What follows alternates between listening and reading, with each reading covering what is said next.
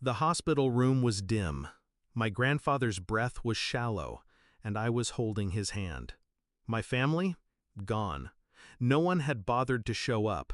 No one even called to ask if we were okay. Not my sister, not my cousin, not my aunt or uncle. And they didn't just leave once. They abandoned us for good. 7 years. That's how long it took for them to crawl back.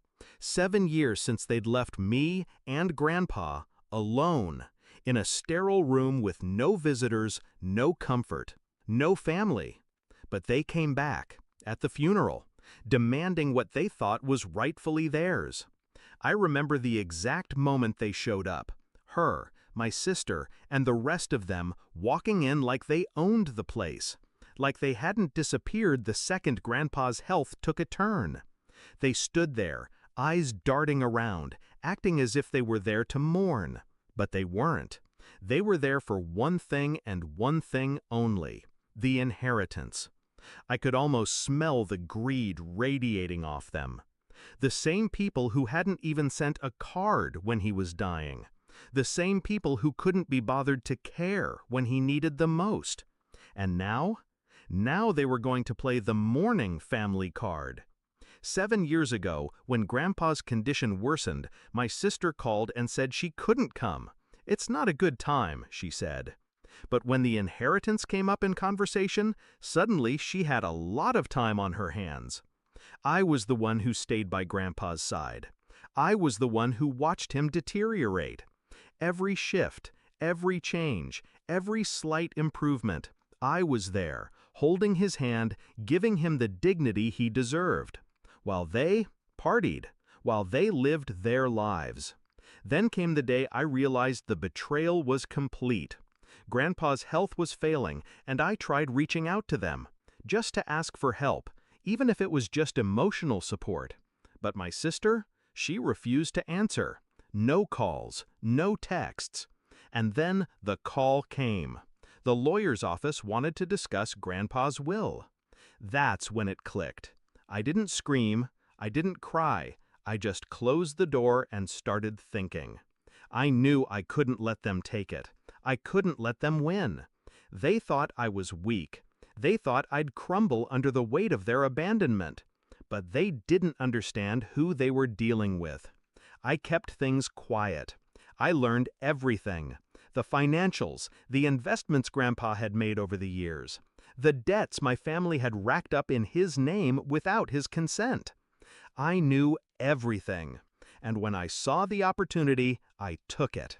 I spent years learning the legal side, understanding the loopholes, and making sure that when they showed up, they wouldn't stand a chance. I let them believe they had control, let them think they had the upper hand. And when they showed up at the funeral, all smiles and empty words, I was ready. The lawyer stood before the group of us. I could see my sister looking around, making sure her clothes were perfect, her hair just right. The others, her husband, her kids, the extended family, sat quietly, waiting for what was supposed to be a simple reading. They weren't prepared for what came next. The lawyer started reading the will, his voice steady, almost mechanical.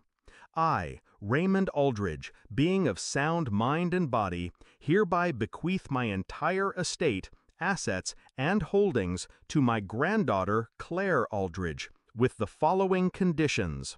My sister's face dropped first. Her husband's smirk disappeared. The remaining assets are to be sold and the proceeds donated to the hospital where I received care during my final months. No inheritance will be given to any individual who failed to show loyalty or care during my time of need. The room went silent. It was beautiful. Their jaws went slack. They all sat there, stunned. I could feel the weight of the moment, the realization that their greed had betrayed them in the most poetic way. They tried to argue, of course they did. They tried to scream, but the lawyer was prepared. "No," he cut them off. "The will is clear. No changes. You have no claim here." I don't know how long they argued after that. I just stood there, silent, watching as their faces flushed with rage and humiliation. It was satisfying, watching them fall from grace, watching them realize they were nothing in the face of my patience, my strategy. They thought I was the one who'd been abandoned, the one who would fade into the background. But I wasn't. I wasn't weak. And now they could see it. The only one who'd mattered was Grandpa, and I had made sure his legacy would outlive them. They left in silence, their pride shattered, their faces pale, their futures uncertain.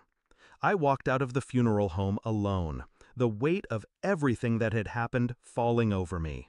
It wasn't about the money. It was about justice. They left us to rot. They ignored us when we needed them most, and I let them believe.